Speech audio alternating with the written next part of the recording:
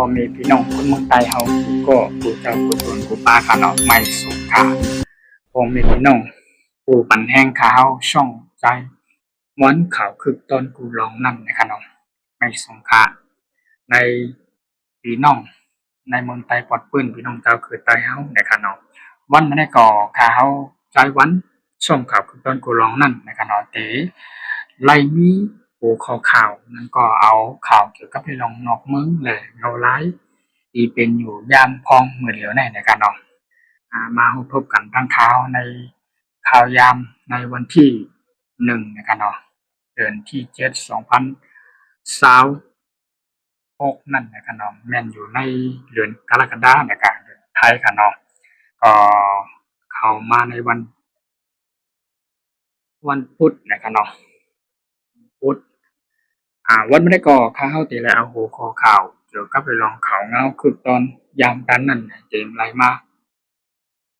ต่อไต่ของแรงไข่ลาดถึงพอมีพี่น้องเขาในเมืองไต้ปอดปุ่นพี่น้องเจ้าคือไต้เฮาหนังหรือพอติดตามข่าวเงาข่าวสารวันเมืองแหล่เงาไล่นกเมืองนั่นนะครับวันไม่ได้ข่าวที่เอาหัวข้อข่าวเกี่ยวกับไปลองข่าวตั้งเมืองอิหร่านมันก็ตั้งอเมริกันนะครับเนาะที่ไรมีการฝึกตึกอยู่จูกันอยู่นะครับเนาะในยามพองมือฝนมาไปถึงอาทิตย์อีกเนาะทำในภายตั้งอเมริกันนะครับเนาะภายตั้งอเมริกันน่ะและตั้งอิหร่านน่ะไรมีการอุปโภกันนั่นก็มีพี่น้องผู้นำคู่เมืองมันก็ผู้นำอันเป็นเมืองใหญ่ๆนั่นที่เพิ่นไปปักตาตุ้ยในคาเนาะว่าที่อาจมีการอุปโภการแข่งกำหนึ่งเมืองในเมืองกาตาร์นะครับเนาะเมืองกาตาร์แต่ว่าตาเหลียวนั่นแต่ตึกมีอ่าเงาลายนั่นก็อาจที่กับโอ้กันนั่นไปถึงที่ไรกว่าตกลงกันเต็มที่นะครับเนาะไรมีข่าวเงาเกี่ยวกับที่ลองตั้งอันดีกว่าตกลงกันในทั้งฝ่ายตั้งผู้นำอิหร่านแล้วก็ไรมายุคปักเปิงปุ่งแตกมันว่าอันที่มาอุปโอตกลงกันในฝ่ายทหารที่เฮ็ดจึงหือฝ่าตั้งนานนั่นไหนฝ่ายผู้นำผู้มีจันอันน้อยอันเล็กแต่ฮู้จอมอยู่แต่พอมาป่วนตัวในฝ่ายในผู้นำอันเป็นผู้นำอันใหญ่ๆผู้นำผู้มีจันอันเป็นแห่งใหญ่สุดนะครับเนาะไปไล่ฮับผู้ตัวเนี่ยผู้นำทางอิหร่านนะครับเนาะคำในฝ่ายอเมริกันก็ไล่มาลัดตีปืนเผาว่าผู้ข่าวเงาเตียนเอาข่าวเกี่ยวกับไปลองผู้ข่าวตั้งอเมริกันในอิหร่านได้ก่อนเนาะไล่ออกข่าวปืนเผาข่าวว่าอเมริกันข้าอเมริกันได้ไล่ตกลงเฮไล่ส่งผลลิกนั้นก็ขอความจูหาหนังพอที่ไล่โอ้กันทั้งอิหร่านเนี่ยทั้งผู้นำอิหร่านเนี่ยกันเนาะซึ่งหนังว่าเนาะคุณประธานาธิบดีทั้งนั้นก็เข้ามาขนตัวนาทำเนี่ยผู้นำเมืองอเมริกันเนี่ยก็เข้ามาเป็นผีเข้าผีออกเล่นกันเนาะกำเพราะว่าใครตกลงเนี่ยก็กำเดียวเพราะว่าใครเปิดหน้าซึกเนี่ยก็กำเดียวนะครับเนาะมันอยู่ที่ผู้นำอเมริกันแต่เดี๋ยวนี้ก็อะไรว่าผู้เมืองในปักตาไปตัวอยู่ว่าที่มีการกู้กันตีอยู่ในเมืองกาตาร์นั่นกันเนาะในเมืองกาตาร์กำในภายตั้งผู้นำอิหร่านในแต่ไรมีคอปักเปิงยกขึ้นมาว่าบ่งแตกมันว่าสังเจอว่าที่มาเจรจากันมาเนาะเจรจามันก็มาอุบอู้กันในพอเกี่ยวกับเรื่องที่เอาอุบอู้กันอีดอ่อนพอดตอนยังเสปิ่นกว่าปิ่นมาเนี่ยเฮาข้ามหันจ้อมเฮาขาติมลงปังกุมอันเฮาขาที่สูงกว่าปังกุมที่ว่าในก่อกับอู้กันนะก่อเขาก็ที่อัพคาเฮาในเมืองอิหร่านก็ที่สูงกว่าผู้มีจันอันน้อยก้อยอันเล็กก้อยอันใหญ่ๆอันผู้นำใหญ่ๆเต็มเลยไปสูงกว่านะครับว่าเนาะก็เบิ่นในสิแลตั้งผายตั้งอิหร่านก็ไหลมาวุ่นมีทัดสร้างได้ว่ามื้อตกลงก็ตกลงกันมาแล้วกำในไผอิหร่านก็ทำดีทางว่าอเมริกันได้คิดปักเปิงก่อนเปลี่ยนเลยตกลงอุปโภกันนำเฮ็ดจอมหมานแม่น ก่อนกำในภายอเมริกันก็เลยมาตกลงอุบโอ้กันเที่ยงรัฐเที่ยงว่าอิหร่านก็อำไรเฮ็ดจ้อมพักเปิงอันใดลงลายมือกันได้หมันแม่นเที่ยงกันไหนว่ากันกว่าว่ากันมาเถียงกันน่ะเถียงมานั่นงอตึงมันก็ใครการตกลงในมันก็ใครยากนะครับเนาะกำในภายดังอเมริกันในบ่ดีเข้ากับโอ้เดี๋ยวก็ไปลองขอตกลงกันแทงกับที่2ในแด้ที่ลาดถึงที่ในห้องปางกลุ่มที่เมืองกาตาร์นะครับเนาะเมืองกาตาร์นั่นที่อันที่ถึงภายในไวๆนั่นก็ตั้งนานเนี่ยครับเนาะที่มีการอุปโอ้กันแข่งกำ1ปอกำ2นะครับเนาะอันที่มาลาดนำปัด1ในภายทางอเมริกันได้ที่ว่นว่าใครลาดเกี่ยวกับไปลองช่องแคบมุดแน่ให้ปล่อยเป็นกูพรกูเจ้าคือกูเมืองให้แล่นกว่าแล่นมาไลง่ายไปรวมตอนย้อนไหมทองคำซาต้องย้อนยาข้องที่อิหร่านสังมาเป็นในนั่นน้ำผังน้ำปังหลายหรือว่าช่องแคบมุดที่อันจับเมืองโอมาน่าอันเฮือนที่เรียนผ่านทั้งอิหร่านมันก็เฮือนที่เรียนผ่านทั้งอเมริกาเนี่ยให้เป็นเฮือเรียนกว่าเรียนมากกว่าง่ายไปหลุมตอนจากกูเมืองนะครับนะข้อที่1ขนาดในข้อที่1ข้อที่2มาเนี่ยก็มีการโดยลองปลดเป็นห้องที่ปลด1การป้ายมักมีปันที่ปล่อยปันอันไรค่อมบาทอันไรเหตุการณ์ป้ายมักมีไว้อยู่นั้นก็เลยยึดเอาเงินอิหร่านในบนห้องในป่านกำพาในไว้อยู่นั่นเนี่ยก็ใครปล่อยปันนะปล่อยปันอยู่แต่มันต้องมีข้อตกลงแทงนะครับเนาะข้อตกลงแทงเกี่ยวกับเลยลองอเมริกันเนี่ยข้อที่2มาก็ใครให้เกี่ยวกับเลยลองนิวเคลียร์ในแทงยาวลาดกว่าลาดมาปืนเผากว่าปืนเผามาตกลงกันกับตกลงกันมากำลังสุดมาปักเปิงในตั้งยังอ่านของเมืองอเมริกันนั่นก็ผู้นำอเมริกันได้ใครหมายความว่าลองนิวเคลียร์มานำบัด1นะครับเนาะอิหร่านเนี่ยไปเลยตกลงอิหร่านเนี่ยทำที่มาลัดเกี่ยวกับลองนิวเคลียร์นะคำว่าโปเรื่องนิวเคลียร์เนี่ยเขาที่ไปอัพตกลงตั้งที่มาลัดลอยลองนิวเคลียร์เนี่ยต้องเอาคอต่างมิวเตียนเขาอันเมืองอิหร่านเขาโดไล่ก่อนเมืองอิหร่านเขาย้อนไว้นั่นก่อนอีสังลาเนี่ยที่ย้อนไว้นั่นก็1ให้อเมริกันได้ปลดปล่อยปันลองไปมังมีเต็มทวนตอนเมืองอิหร่านนั่นก็เกี่ยวกับไปลองป่านเงินที่อันเงินที่อันอเมริกันเลยเปิ้นฮ้องว่าเลยยึดเงินไว้ขนาดเลยยึดเอาเงินเกี่ยวกับไปลองเงินได้ตั้ง 6,000 ล้านดอลลาร์นะครับเนาะที่ถูกเก็บเอาไว้ในกาตาร์นะครับเนาะถูกเก็บเอาไว้ในเมืองกาตาร์ป่านเงินนะครับเนาะป่านเงินกำพร้านะครับเนาะมันก็แม่นอยู่ที่ 12,000 ล้านบาทล้านดอลลาร์นะครับเนาะอเมริกันเนี่ยทำตามข้อตกลงเพราะว่าอิหร่านตกลงเหมือนหนังที่เฮาวนไว้แต่นะครับนะอิหร่านเนี่ยย้อนค่ะย้อนให้ปลดปล่อยปันเรื่องเงินนำปัดนำปัดข้อที่2มาก็เงินอันที่อันค่อมบาทอันห้องว่าติดกันไปมักมีก็ให้ปล่อยปันกูเมืองให้เฮาเข้าถึงเลยกูเมืองให้เฮากล้าขายเลยกูเมืองนั่นพอมาพ้นด้วยเลยข้อตกลงนั้นก็ภายตั้งย้อนอันอิหร่านนี่แหละย้อนไว้ต่อตาอเมริกาให้ปลดปล่อยปันได้มีอยู่ข้อที่1ข้อที่2ได้ข้อที่3มาก็เดี๋ยวลองนิวเคลียร์เนี่ยมาตกลงปันจอมอยู่ก็ลาดเลยลองนิวเคลียร์ในอิหร่านในทำที่บ้วนนำอีก1ใครปันมายุงมาเกาถึงจึงหือเนี่ยก็เพราะว่าเลยลองนิวเคลียร์ได้อิหร่านเนี่ยใครปันมายุงจึงหือปุ่งแตกปักเปิงมันก็ใครไผมายุงนั่นใครไผมาจัดมาทับมากดทับด้วยนะครับเพราะว่ามีข้อตกลงจังไหนมาอิหร่านเนี่ยเฮ็ดไรอเมริกาเนี่ยนัดกันเดียวว่าบ่สู่สร้างนิวเคลียร์เฮ็ดนิวเคลียร์เนี่ยไรมีข้อตกลงว่าเฮ็ดจังไหนอย่าสุ่มไรสร้างนิวเคลียร์สู่ไรเฮ็ดพอเฮ็ดไร เพราะว่าเฮ็ดขึ้นมานั่นก็หมายความว่าผิดปักเปิงต่อข้อตกลงกันทั้งอเมริกันก็สิยกให้กันน่ะสิโน้ตปันเขาอะกำในภายทางอเมริกาในอาจสิให้อิหร่านเนี่ยเอาข้อตกลงเรื่องนิวเคลียร์เนี่ยนำกว่าภูมิมิวเกี่ยวกับเรื่องนิวเคลียร์เนี่ยอเมริกาเนี่ยบ่ใครยอมอยู่แล้วตอนนั้นทำไปเลยสร้างนิวเคลียร์เตรียมหัวปากเต็มเนี่ยคำผมโกไผเหย้าเพราะว่าอิหร่านในไลเฮ็ดขึ้นนิวเคลียร์สร้างนิวเคลียร์อะไรมาเป็น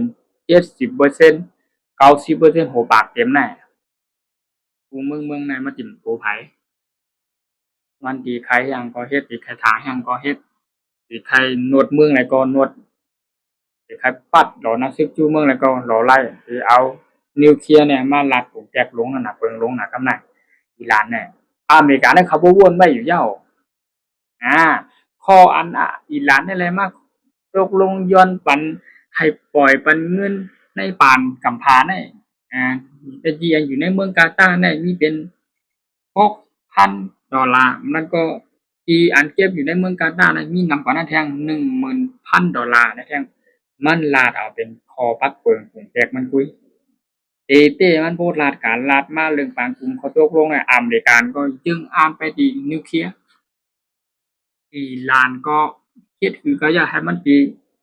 โอนรอดได้ลงที่ข้อตกลงนิวเคลียร์นั้นบ่ใครปานใดมายุ่งนั้นมันเป็นขนาดก้อยปรุงแต่งมันบ่มาทัดสร้างบุญเกินนะเกี่ยวกับเรื่องหัวข่าวนั่นก็ไล่ว่าเป็นอันสุกยุงการเห็นการอันที่ทางอเมริกันย้อนอิหร่านข้อตกลงลองได้นะครับเนาะทางอิหร่านก็ไม่ย้อนข้อตกลงมีทางลงหนึ่งมันก็สานคัดกันอีออดเหมือนกันนะในกันเนาะเพราะว่าอิหร่านแน่ยอมแล้วก็การที่เป็นปางตึกแลยื้อกันกว่าอันที่เป็นเงาลายวันมึงในฝั่งตะวันตกที่อันที่กัดเย็นแลว่านั้นมันขยับนะครับเนาะมันเป็นเลยลองที่หือหลาในอเมริกันก็เป็นผู้นำกำพร้าเป็นเฮี้ยงใหญ่ที่สุดในกำพร้าในคะเนาะก็อิหร่านก็เลยว่าเป็นเฮี้ยงอันใหญ่แข็งแกร่งเหมือนกันลองมารัสเซียกันนะรัสเซียนั้นมันสิเป็นเฮี้ยงใหญ่กว่าอิหร่านเอาว่านั่นแหละอิหร่านเนี่ยใครลองมันปัดซ้ำหมอกนั่นนะรัสเซียนั้นมันใหญ่กว่าจึงคือเนี่ยมันอาวุธหลักหนักกองกลางเอมีนิวเคลียร์ปล่อยตัวอะไรเปิดเผยอะไรเป็นเต็มตัวเขาปากเต็มมากมีนิวเคลียร์นะครับเนาะแต่ว่าเมื่ออิหร่านแน่กองทัพอิหร่านเนี่ยไปปืนเผาว่ามีนิวเคลียร์ก็เฮ็ดนำไปไรมันมีข้อตกลงกันอยู่ที่ลองนิวเคลียร์เลยอเมริกันกับอิหร่านแน่มันก็เลยเฮ็ดให้เป็นปางตึกแลซึกยุงเก้ากันโทนะซึกรอตึกกันในยามพ่องมื้อเดียวในก็มาโหวดได้ลองนิวเคลียร์แน่อเมริกันเนี่ยยอมปันเฮ็ดอยู่แล้วกำในกอบสังหลาในรวดรัดโดยลองนิวเคลียร์แน่หมายความว่าบ่มีนิวเคลียร์แน่อิหร่านกองทัพเองแห่งอิหร่านก็สิว้นว่าโอ้เก่าข้ามีนิวเคลียร์น่ะมึงlại có điểm hắt ma chứ cậuมึงlại có điểm hắt thô nào sức lọ chứ cậu có đi thả hết thảกินthả hàng quả thả hàng sang ไหนมันใครเหมือนกว่าจึงโกริยาเหนือโกริยาเหนือในแต่เหลียวในมีนิวเคลียร์เนี่ยก็โกไผเหย้าโกไผหน้าไหนมาซ้ายเขาปัดซ้ายมาขวาเขาปัดขวายื้อมาทั้งโต๊ะเขาก็ให้กันทั้งโต๊ะขึ้นปัดมาทางออกก็ปัดกันทางออกขึ้นโทนะซึกมากูเจ๋งกูจ้างเขาก็ดิตอบกับกูเจ๋งกูจ้านในขณะกูที่กูตั้งไหนโกริยาเหนือในใครว่าเป็นจังไหนไล่ว่าเป็นอันแข็งก้าวเฮาเฮียงนะครับเนาะง่ายๆค่ะโกริยาเหนือเนี่ยนะกำไรอิหร่านก็จังว่าในภาคหน้าในต่างหน้าเนี่ยเพราะว่าเฮ็ดนิวเคลียร์อะไรปูปากเต็มแน่ด้านเป็นกะลาเหมือนก็มุสลิมอันด้านพวกโหเนี่ยมันนำหนาในกำผาในกำผาในกูเมืองไหนใครว่ามีครึ่งกำผาอะนะโอ้ชาติฝั่งตะวันตกแน่ทั้งคุณแน่ใครว่าเป็นด้านกะลาพวกโหหมดอะกำเนี่ยมันมาแยกกันจึงหือหลาเนี่ยมันมาแยกแตกกันที่ วันฮอนนี่กายมันมี2อิสลามนะครับเนาะเกี่ยวกับเรื่องอิสลามเกี่ยวกับเรื่องกะลานจากพวกโหน่ะมุสลิมน่ะมีคลิปหรือวิดีโอดังค่าเฮาใจวันแหละพี่ใจคำลาวเฮาเลยมาต้องไต่ไทยรัฐบุดผาปันลาดกล่าวเลยลองมุสลิมไปจึงหือกะลาพวกโหน่ะมันมีจึงหือหลายเนี่ยก็หลายๆกว่าอะเนาะตอนตาพอมีพี่น้องข่าวอันเขามาติดตามรับชมข่าวช่องไต้หวันข่าวทุกต้นกุลองที่เฮาข่าวไหลอัปเดตอัปโหลดลงไว้ปันอยู่ในผู้วันๆในค่ะเนาะหรือฮู้อยู่ว่าเดี๋ยวกับเลยลองกะลาและพวกโหเนี่ยมันเป็นจื่อที่กว่าที่มามันในค่ะเนาะที่กว่าที่มามันจึงหนาขาวอยู่โบผงแตกมันขนาดตั้งเมืองอิสราเอลเนี่ยในเมืองอิสราเอลเนี่ยเมืองผู้ใหญ่นะประชากรมีเอ็นเฮียงโกนมีอยู่ดี8 ล้านปลายค่ะนะ8 ล้านถึง9 ล้านค่ะโลกแต่อยู่ในวงล้อมของเมืองมุสลิมหรือว่ากาลาโพโหเนี่ยนะนั่นพวกเอ็นแห้งอย่าแหลมเกินข้ามอยู่ไรคะนั่นนะเออก็เปื้อนในซิแลอีหลานนี่ก็เลยว่าเป็นกาลาเดียเอ็นแห้งใหญ่พวกอีหลานในพวกเอ็นแห้งใหญ่เนี่ยทำไปอยู่ตั้งหลังจอยหรือตั้งจอยหมากมือจิ้นย่ำหลักหนักกองกลางกูมีทำเป็นโอ้ยหลีตั้งเมืองฮูตี5 เมืองฮิตบอลล่อตั้งเมืองเลบานอนนั่นแหละเป็นก้าเดียวกันขนาดพวกโหน่ะอ่า ก็เปิ้นในสิแลอเมริกันเนี่ยก็เลยฮู้ไว้อันตั้งฮู้ไว้อันตั้งทัดสร้างบนมีด้วยอันตั้งปล่อยไปเต็มไรโอ้ปล่อยเปิ้นเขาเฮ็ดนิวเคลียร์น่ะไรที่ฮือก็ที่หาข้อตกลงหยุดกันให้ไรลองโดยลองนิวเคลียร์ในพื้นปันเฮ็ดออกมากันออกก็ในกอบในหลาในก็ว่าอีหลานในเลยตกลงการให้ก็อเมริกันได้ทำปันอักของเฮ็ดนิวเคลียร์กันนะมันสิเฮ็ดกองทัพอิหร่านเนี่ยสิเฮ็ดสิสร้างอันนิวเคลียร์อันบูดอันใหญ่ลง กำในพวกเฮ็ดอะไรขึ้นมาโหบักได้มาติ่มบ้วนถึงเมืองอ่อนเมืองอิดอ่ะเต็มบ้วนถึงเลยลองผู้เข็มตามเมืองอันเล็กๆเล็กๆน้อยๆอ่ะในฝั่งทวีปเอเชียหรือว่าในอาเซียนเฮานะครับเนาะมีเมืองหนึ่งเรียกหลายเมืองนั่นแต่พักกับน้ำพริกเขาก็บ่นะแต่ว่าแต่เมืองหลงค่ะละเมืองอ่อนเมืองอิดแต่พักกับน้ำพริกน้ำจิ้มเขาไว้ค่ะมันจังเป็นไม้ก็เป็นไม้เขียวๆเขาไว้ค่ะเนาะอาพวกเขาก็เฮ็ดพวกเขาก็ยี้ก็ปล่อยในกำเหลว ซูมคลาหังคะเหงลักเหงลัก2เหงลัก3เหงลักไม้ทะเล5เหงลัก1หมื่นลักอันเนี้ยพวกเขาสร้างอะไรเฮ็ดอะไรขึ้นมานะครับปล่อยให้เมืองเขามาน่ะกำเหลวครับ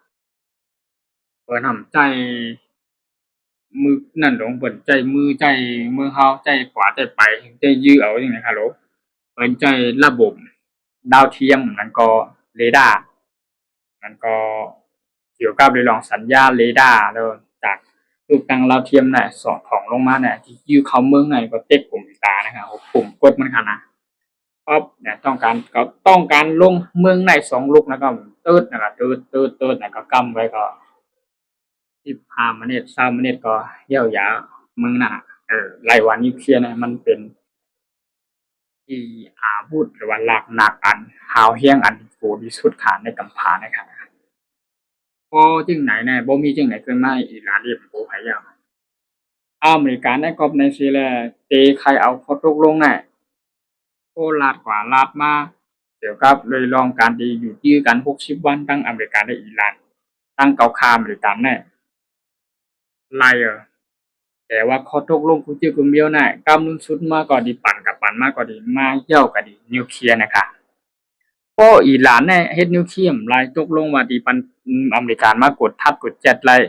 มีผายดังจุ่มอันที่มาเจ็ดด้วยนั่นเข้าถึงไล่นะมันติ่มทางเฮ็ดนั่นน่ะก็ป่วนมาน่ะตั้งแต่คุณ ตั้งแต่คุณโจไบเดนไล่เป็นผู้นำเมื่อ4 ปีก่อนมาค่ะเนาะก่อนคุณโจไบเดนที่ได้ขึ้นเป็นผู้นำน่ะฝ่ายทางอเมริกาแน่ฝ่ายทางอเมริกาเฮ้แล้วก็โจไบเดนที่ได้ขึ้นมาเป็นผู้นำน่ะเหมือนต่างน่ะสมัยแรกน่ะคุณโดนัลด์ทรัมป์เป็นประธานาธิบดีเป็นผู้นำของอเมริกาในงานเนาะตั้งแต่นั้นมาในฝ่ายทางอเมริกันและทางอิหร่านเนี่ยมันไหลมีข้อ ตกลงบ่คาดเคียงต่อกันมาแล้วก็ไข้เป็นพิษผู้เข้มต่อกันมาแล้วปึดหน้าซึกหลอตึกจู้กันมาตราซื้อเฮ็ดให้อ่อนตั้ง อ่อนตั้งแต่คุณโดนัลด์ทรัมป์ที่ไรลงที่นั่งเก้าอี้ที่นั่งบนห้องว่าประธานาธิบดีหรือผู้นำอเมริกานั่นอ่อนตั้งโจไบเดนนี่ขึ้นมานั่นแทงปี2 ปีในขณะมีข่าวเงาเกี่ยวกับไปลองนั่งอิหร่านแน่ผู้นำนั่นก็สำหรับพ่อแม่พี่น้องเขาผู้เจ้าคืมนั่นก็พี่น้องคนเมืองไทยเปิ้นเฮาผู้เจ้าผู้ตนผู้ป้าผู้อันติดตามข่าวเงาในก็ที่ผู้อยู่เกี่ยวกับไปลองมือพ้นมา5 ปีถึงได้6 ปีแล้วกันนะมีขุนโดนัลด์ทรัมป์ได้ไล่สั่งการลงไปที่ทางเมืองอิหร่านแล้วก็มีผู้นำของอิหร่านนายพลสุไลมานีที่ว่านั่นค่ะเนาะเป็นผู้นำที่ใหญ่ที่สุดในกองทัพเพิ่นฮ้องว่าเป็น IRGC ปฏิวัติอิสลามที่ว่านั่นค่ะนะเป็นกองทัพเป็นผู้นำใหญ่เหมือนกันแล้วก็อเมริกันหรือว่าผู้นำทั้งฝ่ายทั้งอเมริกันหรือว่าขุนโดนัลด์ทรัมป์หลายๆที่สร้างได้มากมันว่าขุนสุไลมานีหรือว่าผู้นำอิหร่านก็ได้เป็นผู้อยู่ด้านหลังและเป็นวงการเรียนเป็นผู้ก่อการร้ายนะคะเนาะสั่งให้อย่าไปเฮ็ดและไปหลอนัดซึกจู้และไปจู้ตุมกันให้ถอยทัพใช่ไหมก็แน่ยอมขนาดแข็งก้าวหรือว่าเดี๋ยวแข็งก้าวแล้วมันจะแข็งต่ออเมริกานั่นน่ะคุณโดนัลด์ทรัมป์ก็เลยมีการสั่งจัดการแบบลูกเดียวลูกไก่เนี่ยใจคือวินตึกมันก็ใจร่วนหรือว่าปล่อยเข้ามาเนี่ยน่ะเมื่อนั้นกำตึกเตนั่งรถดีกว่าตีคือกลางคือวินที่ไหนตีหนึ่งนั่นค่ะเนาะตั้งผู้จำตัวหรือตั้งทหารหลายๆลำรวดนะครับที่อย่างฮู้หลายๆลำรวดที่อันคุณซูไลมานีนั่งนั่นค่ะเนาะผู้นำอิหร่านในพลสูงสุดอันนั่งนั่นผู้ไรนะอเมริกาแน่เลียดค่ะนะอเมริกาแน่ป้ายวนตันสมัยลงแดนที่สุดในกัมพาอยู่ยาวค่ะเนาะอ่าก็เปิ้นในศิลาในเลยสั่งการยื้อเขาไว้ต้มอยู่เดียวค่ะนะก็ว่าไว้สินั้นมาคุณซูไลมานีผู้นำอิหร่านแน่นายพลน่ะว่าผู้นำมีจันอันไอ้เอ็นแห่งกองทัพอิหร่านได้ตายและรู้ตายกว่าเสี่ยงการกว่า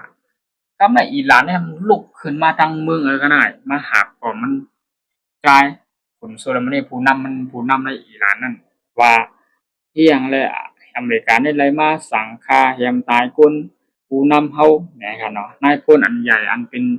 ที่คนบ้านเขาวันคนเมืองฮู้จักนั่นน่ะเนาะในเมืองอิหร่านนั่นก็ไล่ออนกันมาห้องโหห้องไห้เฮไล่ออนกันเจ็บใจก็ไล่มาตกลวนกันจู้ตุ่มกันสิไล่มาปืนผาว่าเฮาสิเอาคืนเฮาสิตึกคืนเฮาสิเป็นผู้เข้มต่ออเมริกันตั้งแต่น้อยกว่านั้นมาขนาดเจ็บใจเจ็บใจเจ็บใจย่ำว่าถ่ายบอกตั้งแต่นั้นมาอะกำในมันก็ไล่เป็นดีกว่าที่มาเลยอเมริกาและอิหร่านเนี่ยมันบ่ใครถูกกันมาดีกว่าที่มาปักเปลืองฝูงแตกมันก็หมอกน้ำค่ะนะถ้าเฮาลาดต่อไตเป็นเผ่านี้ตั้งแต่ว่าอิหร่านและอเมริกาเนี่ยมันมีคอบ่ตกลงกันจึงมาใครเปิดหน้าซึกใครยื้อกันมาข้าวยาวหึงกะหือจึงหือนะครับเนาะเหมือนตั้งแต่อเมริกาและอิหร่านเนี่ยเขาเป็นไต้โก้เป็นอุ้ยดีกันดูฝ่ายเสนั้นมาเนี่ยก็ไล่ว่าเป็นผู้เข้มกันมาหั้นต่อคุณโจไบเดนตา4 ปีเนาะตอนตั้งแต่คุณโดนัลด์ทรัมป์ได้ขึ้นเป็นประธานาธิบดีมันมีคุณผู้นำในอเมริกาพวกโอบามานั่นก็เนาะเฮ็ดมาก็ได้คุณโดนัลด์ทรัมป์ก็ไล่มาลาดถึงว่าที่อันปันคุณพรให้ลงลายมือปันน่ะคุณโอบามาปันเฮ็ดอ่อนตั้งสุดนั่นน่ะทำได้ปล่อยกวางพุ่นน่ะปล่อยกลางโอบามานั่นคุณโดนัลด์ทรัมป์ขึ้นมาเป็นเนาะซับอิหร่านเอาก็ได้ว่าสิอันมาอิหร่านน่ะคุณโดนัลด์ทรัมป์ตีหมด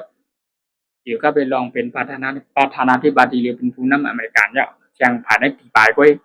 แต่ว่าเลยจัดการผู้นำอิหร่านเดี๋ยวก็ไปลองผู้นำสูงสุดนายพลสุไลมานีไว้หาเย่ายานั่นไว้เรียบร้อยอ่ะย่าหมักหนึ่งหวยก็ต้มแล้วก็เป็นเผาถ่านอย่างกำเดียวค่ะนั่นไงนะอ่ากามในวายสินันมาในอิหร่านในลูกกันมาตั้งมือก็ไล่เจ็บใจต่ออเมริกันหิมก็พ้นเมืองอเมริกันได้เพราะว่าอยู่กันอะไรในกัมพาแน่ดีอ่านกว่าแฮมตายดีอ่านกว่าจัดการแบบว่าเขาจือว่าเป็นอเมริกันเนี่ยเนาะเจ็บใจดอกเมืองอเมริกันก็เจ็บใจดอกคุณโดนัลด์ทรัมป์หนักกันหน่ะคุณโดนัลด์ทรัมป์เลย ลงตำแหน่งลงเก้าอี้ที่เป็นประธานาธิบดีผู้นำอเมริกากว่าเจ้าก็หน้าตา4 ปีหมดแล้วคุณโจไบเดนมาเลือกตั้งและขึ้นเป็นผู้นำอเมริกาพอเลยขึ้นเป็นผู้นำอเมริกาแล้วนะคุณโจไบเดนก็บ่สนใจเรื่องอิหร่านเนี่ยใครเฮ็ดใครสร้างอยู่ไหนก็บ่กล้าเข้าสนใจหยังจำได้โจไบเดนเนี่ยบ่ห้าวเหมือนคุณโดนัลด์ทรัมป์ห้าวมันห้าวหนึ่งก้อนหนึ่งเดียวแต่คุณโดนัลด์ทรัมป์เนี่ยห้าวตอนด่าในเมืองอเมริกาห้าวด่าเจ้าคืออเมริกาค่ะนะอืม แล้วก็เฮกังเดี๋ยวก็ไปลองอันที่เป็นผู้เขียมลงในเมืองไปการในคุณจุบคุณคุณธรรมเนี่ยเป็นจังไหนแต่คุณจุบประเด็นเนี่ยที่อ่อนๆอีดกับในภายนั้นมาในแต่เขาตั้ง4 ปีในอิหร่านในที่อ่อนกันคัดใจสร้างหมักมือกินย่ำหลักนากองกลางคุมเมียวหนากันน่ะมันก็เลยอยากไว้สินั้นมาจูประเด็นหมดกว่าคุณตุนธรรมไล่ขึ้นเป็นประธานาธิบดีผู้นำบริการแทงกำหนึ่งในการออกมาใหม่ๆเนี่ยอ่า อิสราเอลได้ครับเป็นตั้งตึกกันอยู่ในข่าวยามที่คุณโจโนคุณโจไบเดนเป็นผู้นำอเมริกานะคุณโจไบเดนเนี่ยบ่ได้ส่งอย่างจอยได้เต็งเอาต่ออิสราเอลนะแต่ว่าบ่เหมือนคุณโดนัลด์ทรัมป์เพราะคุณโดนัลด์ทรัมป์เลยขึ้นมาเป็นผู้นำอเมริกาแล้วก็ในอิสราเอลเนี่ยก็ทำเชียนดีใจก็ได้ก็เป็นอุ้ยดีกันอยู่แล้วเป็นพี่เป็นน้องเมืองพี่เมืองน้องกันนั่นน่ะยิวเหมือนกันลูกเพราะนั้นในภาพเนี่ยก็ คุณดูโดนทำขึ้นมาเป็นมันนั่งเก้าอี้ประธานาธิบดีผู้นำอเมริกันปั๊บเนี่ยก็อิสราเอลเนี่ยก็หายแล้วกันเนี่ยไพ่ลูกเล็กๆไพ่เนี่ยที่อันลูกเล็กๆเนี่ยก็ห้ามมาของอิสราเอลเนี่ยจุดไพ่คนเดียวแหละเนี่ยมันจึงเป็นเผาถ่านนั่นกับเผาถ่านมันเผาให้นั่นนะมันไม่นะมันเข้มนะย่อมไม่เฮียงเหลือโตปันกว่าทั้งร้อยทั้งร้อยกันน่ะไปใหม่กันน่ะลอกลั่นหมดกันน่ะเหตุมาในการในคุณดูเราทำขึ้นมาเป็นผู้นำเดียวของอิสราเอลเนี่ยก็แข่งถาหลังถึงคนปล่อยเจือกนะตัวไรเจือกสิ้นแล้วก็หนามือคนจูเบเดนเป็นกำลังโปคุณดูเราทำขึ้นมาปล่อยเจือกทั้งเซียนนะก็ตกปลาน่ะเม็ดปลาหนังเขาไปทิ้งเม็ดแล้วนำมาปล่อยแล้วไรเช่นนั้นก็น่ะอืมเหตุมาในของอเมริกาน่ะขึ้นเป็นผู้นำคุณดูเราทำขึ้นเป็นผู้นำก็ได้อิสราเอลเนี่ยก็ได้มีการยื้อกันอยู่ตอนตั้งที่คุณโจไบเดนที่ไรหมดกว่าในเก้าอี้ที่นั่งประธานาธิบดีเมืองอเมริกาแน่อิสราเอลแน่ปีมาเริ่มหายกันตั้งฮามาสอ่าเกี่ยวกับในรองฮามาสและอิสราเอลนั้นก็ตั้งเลบานอนตั้งฮูตี้ตั้งฮิซบอลลอฮ์ในข่าวก็เลยมาต่อสายขลัดเป็นภาพวันและอัปโหลดเป็นวิดีโอลงกลางคณะมันเป็นที่กว่าที่มามันแห่งไรบางคือกันในวันมาแน่อิสราเอลน่ะ Like ทุกตั้งห้ามัดขนาดไหบันรับขับเป็นนักของไหวหมดคารุเมืองดังเมืองน่ะ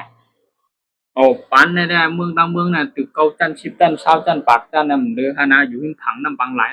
โอ้ปันเนี่ยเป็นเผาถ่านไว้รับนับขับของมุหะมาไงกันอิสราเอลเนี่ยเฮียงโอใหญ่ถึงข้ามขนาดกำไรบอกว่าคุณดูน่าทำขึ้นมาเป็นประธานาธิบดีผู้นำอเมริกาเอาแค่เมียนผีมันกันน่ะ แม่นผีมันแทงก็น่ะบ่เป็นอิสราเอลน่ะหาเป็นอุยหลีกันในของเข้าหากันในของกองทัพอินเดียใหญ่มหาอำนาจเหมือนกันในอาวุธหลักนักกองกลางเป็นห้องว่าทันสมัยได้ล้ำสมัยได้ทรงพลังที่สุดในเนาะกำไทยค่ะเนาะหลักนักกองกลางกลุ่มเดียวก็ใครว่าแก้แค้นลงเหรียญนะครับนะที่กว่าที่มามันอิสราเอลเนี่ยตบตั้งฮามาสในขณะตบตั้ง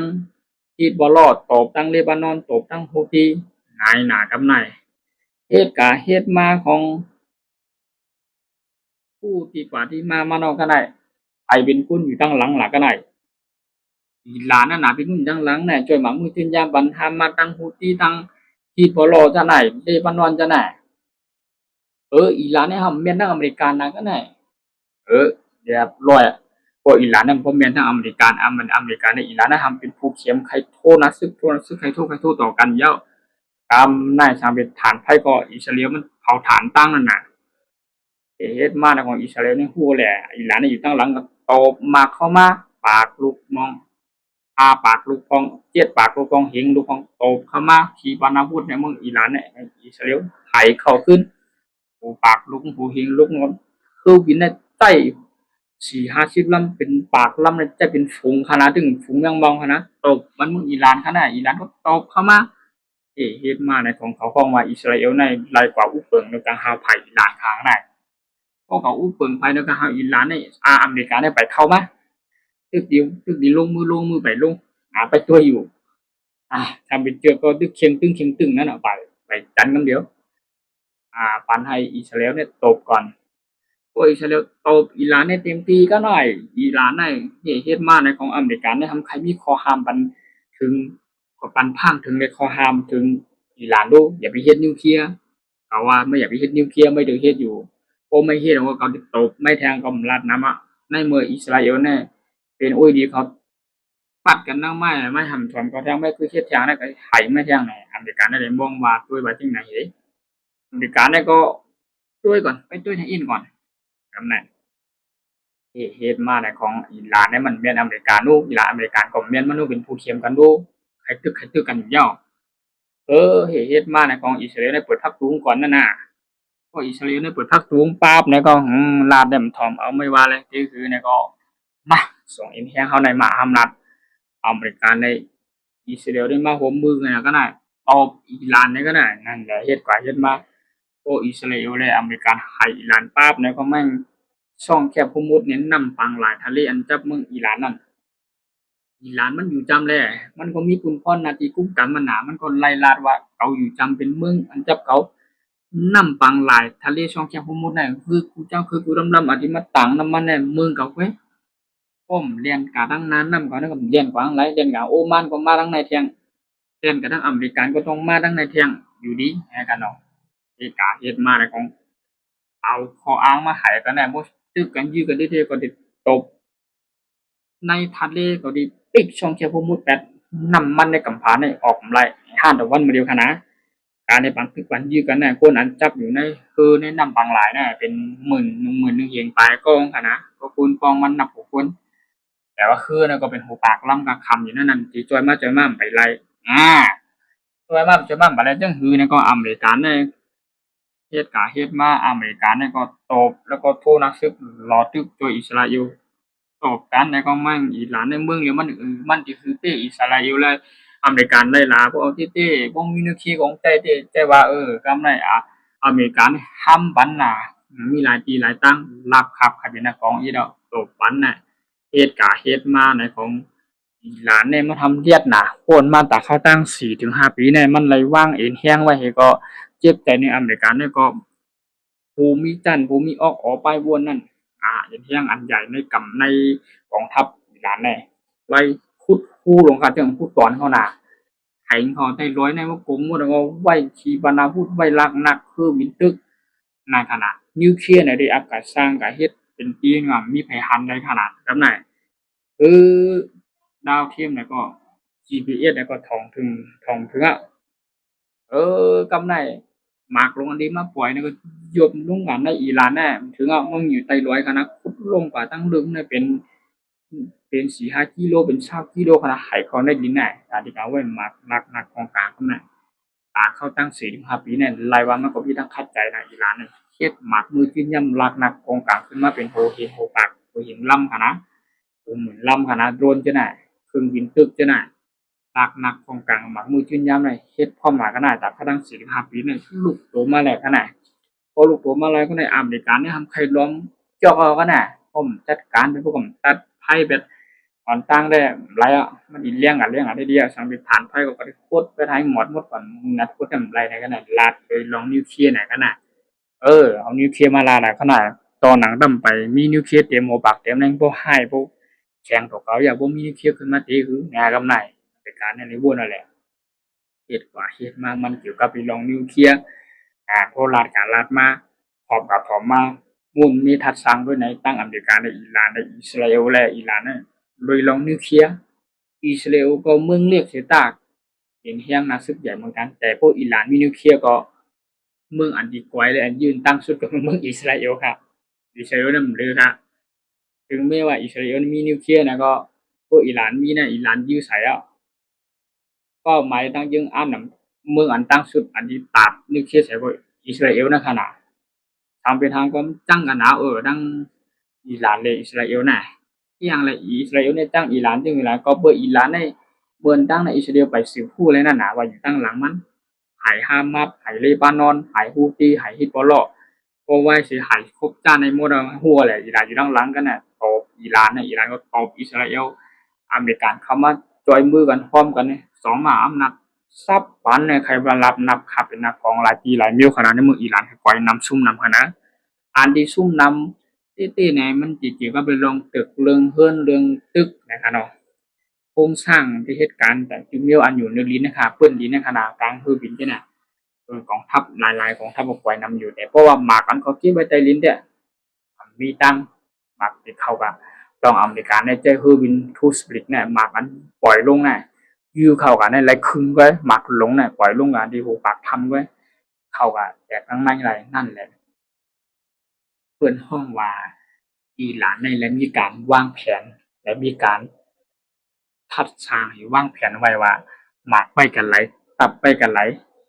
ซึกเขาดีอยู่กันไหลซุ่มกันไหลไปยื้อกันไหลเมืองเขาเนี่ยเป็นทะเลทรายเป็นรอยล้อมรอบเขาดีว่างกันไหลขอบในเสร็จแล้วพวกตึกภายในพื้นดินเนี่ยเตรียมเปอิหร่านไรมันเข้าอย่างเมืองอิหร่านเนี่ยมันมีรอยมีทะเลล้อมรอบหมดก็ในทะเลนั้นอิหร่านได้ปักไว้นั่นนะมีตับล่ะหมากนั้นลันอยู่ๆก็มุดขึ้นมาเหนือทรายเนี่ยไข่วินอเมริกันใช่ไหมเออครับพอมุดขึ้นมาปั๊บเนี่ยที่ทรายมันบ่ท่วมแล้วหัวก็เลยเป็นกระไรเนี่ยนั่นแหละอย่างไรวันเนี่ยอันแก้แขนลงเหรียญว่าอเมริกันเนี่ยกับมึงจังไหนก้อยก็บ่นั่นแหละกูลองกูมีกูเจอกูปักเปิงได้เฮ็ดกายเฮ็ดมาเกี่ยวกับไปลองทางอเมริกันอิหร่านได้กำลังสุดมาหนังยึงอ่านปันนึงก็อเมริกันได้ที่ยึงอ่านกว่าที่นิวเคลียร์กำในอิหร่านก็ที่ยึงอ่านกว่าที่เอาข้อตกลงเอียงแก้วเกี่ยวกับไปลองที่อันมายุ่งกับนิวเคลียร์เฮาเนี่ยเฮาสิหาทางมันเนี่ยมันมันขัดกันอยู่มันก็เลยย่ำว่าเป็นปังตึกกันอยู่ในย่ำพ่องอยู่ในอะไรมาตกลงกันเนี่ยมือพูดมา2ติด3ติดเนี่ยที่ไรเหลือน่ะตกลงกันดิมอยู่ยื้อกันอ่ะน้ำมันก็กาขึ้นทิศเหมือนตังเนี่ยเพราะว่าตกลงยึดกันน้ำมันก็โปลงอีกหนึ่งปลายมันมีการกาขายในกำพาในก็เช่นอีกหนึ่งนะครับกำน่ะเฮ็ดมาในของมีเฮอสิงคโปร์นะครับว่าเรียนเข้ากันได้นำปังหลายที่กับต่างเข้าต่างของให้ฮู้แลเขาตกลงในการตั้งอเมริกันอิหร่านในว่าได้ยื้อภัยตั้งเห็นได้เตรียมไรมีปุ่มพรมายิบกุมกับแนะนำน่ะจะได้เมียงกันกว่าเมียงกันใจน่ะแนมทะเลท่องเที่ยวของมุนน่ะเฮ็ดมาในของอิหร่านเนี่ยยื้อธงยื้อนั่นน่ะเนี่ยปล่อยหมากปล่อยต้นยื้อใส่ฮื้อนั่นอเมริกาทำด้วยว่าเอายื้อหังในมือมีข้อตกลงกันทั้งเฮาเนี่ยมันก็ยื้อเที่ยงอิหร่านน่ะยื้อเที่ยงเบิ่นให้หังเนี่ยนะอเมริกาได้ด้วยว่าจะอเมริกานะครับใจคือวินลักนักของกลางคอนโทรลในสั่งสอนน่ะก็น่ะเขาลาได้มันพร้อมไม่ปุ่นเปลี่ยนความมันเฮาตกลงกันไว้รู้อันตั้งรู้กำไหนตบอิหร่านแล้วก็ได้อิหร่านก็เอาไม่ว่าแล้วมันตบเอาก็ตบไม่ขึ้นนะครับ ก็ขึ้นอเมริกานั่นน่ะเฮ็ดมาได้ก็เลยเป็นปังตึกกันตบครั้งที่2ค่ะก็น่ะผู้ว่าเขาตกลงน่ะดีมีจึงให้ว่าตั้งหน้าไลมีอ่าเพิ่นฮ้องว่าแหล่งข่าวไลมีการโอ้โหกันอ่าอาจมีการก็ตกลงกันทั้งกำ1ผ่านในบกำ2น่ะ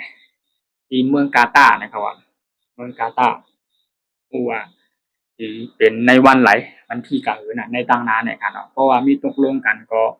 ตั้งอเมริกันก็เลยมายุกอ้างเดี๋ยวก็ไปลองปักเปิงข้อตกลงทางอิหร่านก็เลยมายุกตัวอย่างแล้วปักเปิงมันแทงเกี่ยวก็ไปลองที่มาตกลงกับจอมค้าเขาทั้งอิหร่านเนี่ยลัดเลยเปิงลงเต้ๆมันสิเอาอิหยังกันให้มันสิชัดแน่นอนเนี่ยค่ะเนาะ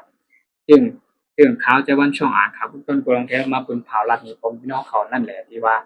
อเมริกันก็มีข้อตกลงหนังคืออเมริกันหนังคืออิหร่านเนี่ยที่ยอมเกี่ยวกับเรื่องนิวเคลียร์ในขณะก็แม่อิหร่านเขาสิมามีเกี่ยวกับเรื่องข้อตกลงหนังอเมริกันที่มันได้เข้ามาอยู่นิวเคลียร์ได้มันก็ขัดกันอยู่มันก็ย่อมไว้เนี่ยเกี่ยวกับเรื่องอเมริกันและอิหร่านในขณะว่าไม่ได้ก่อข่าวใจวันช่วงข่าวต้นกุลองในรายอาโหข่าวของเงาเกี่ยวกับเรื่องข่าวก็คือต้นแลเขาเงาไล่นอกเมืองในขณะทางอเมริกันอิหร่านนั่นเขาก็ไล่มาโต้ไต่ไทยรัฐเกี่ยวกับเรื่องที่อันเกินอันอิหร่านและอเมริกันได้เป็นปังตึกกันอยู่ในย่ามพ่องมือเนี่ยมันก็ไล่มีการ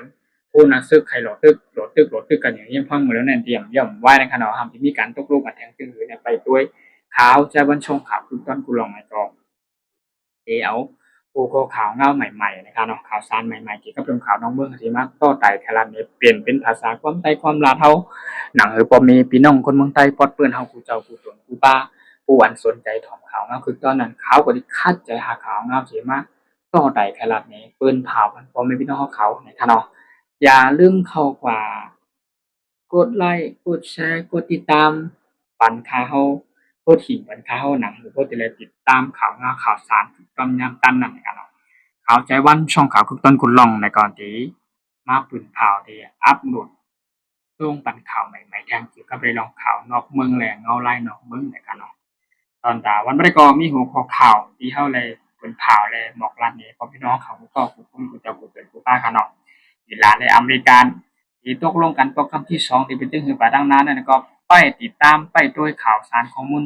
ใหม่ๆค่ะนะข่าวที่มาลงปันแทงใหม่ๆในตอนวันบ่ได้ก็ข่าวยิงโจมขอบใจนํครับพ่อพี่น้องเขาที่เข้ามาปันเป็นแทงข่าวในช่องข่าวคุณต้นผู้ร้องนั่นก็ยินโจมขอบใจนำก็ครับพ่อแม่พี่น้องนายเฮาในเมืองไทยปลดเปื้อนผู้เจ้าผู้เป็นป้าเนี่ยย้อนให้อยู่ที่วันก็เห็นคำฉาต่อเปิงตัวใจ2เปิงก็เห็นคำฉานะครับเนาะมีเงินคำอย่างนั้นเนี่ยก็รู้สึกมาก็ตอนดาพ่อพี่น้องเขาผู้อันสนใจใครเกี่ยวกับเรื่องจู้ไรหอมและยิดอ่อนปอดตอนหนึ่งมันก็เกี่ยวกับเรื่องลองเงินลองคำนะคะลองคำทองคำหรือว่าคำอันที่คันที่กาคันคำที่คือหน้าที่ลงจังเลยเนี่ยก็มันอยู่ที่การตึกแหลงเงาลายดังเป็นปังตึกกันอยู่ในเมืองนอกเมืองเนี่ยนะคะเนาะน้ำมันที่ขึ้นที่ลงเนี่ยก็เกี่ยวกับเรื่องขาวเงานอกเมืองแข่งนะคะเนาะถ้าเร็วในทองคำเนี่ยคำมันโปลงเนี่ยก็หนังคือบ่จะเลยเก็บเลยหอมได้จู้ตุ่มเนี่ยก็ยิดอ่อน1 อิฐ 1 ออสนั้นมาจู้ตุ่มพร้อมกันเนี่ยสิไรจังไรนำเนี่ยก็ตุ้ยก็ซื้อไว้นะครับผมเลยพี่น้องเขาก็ผู้คนขนมนั้นก็เกี่ยวกับเรื่องรองข่าวเงาเนี่ยเพราะว่ามีบางตึกกันเฮาแฮงขึ้นมาเนี่ยคำมันสิกล้านะครับเนาะเพราะว่าถ้าเดี๋ยวในเย็นก็อีกนึงเนี่ยก็กล้าซื้อหิบก็ซื้อก็เก็บก็หอมในขณะเกี่ยวกับเรื่องการขันเงินขันเงินก็ขันเงินหรือกาอาจสิซื้อคำในขณะมันกาคืนเนี่ยก็พอลงอีกนึงก็แล้วนะครับเนาะ เขาก็มาปั่นตั้งคู่กันอิดอ่อนพอตอนหนึ่งได้ปั่นตั้งหันถึงนั้นก็เขาก็เลยเอาพวกขาวๆดอกมึงขาวเอาลายต่างเมืองแต่พวกไข่เขี้ยมต่างเมืองนั้นตึกกันยื้อกันอยู่นะคะลาดกว่าลาดมากนะเกี่ยวกับเรื่องอเมริกาในอิหร่านในช่องเข้มมุดเนี่ยแทงกันเนาะน้ำมาโดนน้ำมันก้าเนี่ยก็แต่เดี๋ยวก็พวกกาคืนกาหืนเนี่ยก็ป้ออินเนี่ยก็อินมาก็พวกเป็นปักตึกกันยื้อกันเท้าเที่ยงนะครับปีกาคืนไรแทงกันค่ำก็เหมือนกันนะครับ ก็วันนี้ก็ยินดีขอบคุณนะครับเนาะมาหลักไปลองพวกข่าวก็ได้แล้วก็ยกขอบคุณนำเลยพอเป็นน้องข่าวที่ครับมาปัดเป็นแห่งข่าวเนี่ยก็ยินดีขอบคุณนำเลยในสมพงษ์ขนาดในสมถ้าให้อยู่ที่บ้านก็ได้คำสั่งมีเงินมีคำกูก็คุณจะกูจะมาขนาดใน